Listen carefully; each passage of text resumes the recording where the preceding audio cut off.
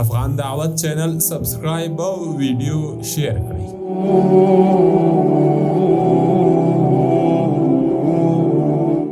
پنځم، د تحقیق پرته هر ډول معلومات او مطالب مه قبلوه او هغه مه خپروه، ځکه انټرنیټ عام جال دی چې په هغه کې کافران، مسلمانان، منافقان او فاسقان، صادقان او درواغجن هر ډول خلک خپل معلومات شریکوي او غلط او صحیح دواړه ډوله معلومات پکې شته.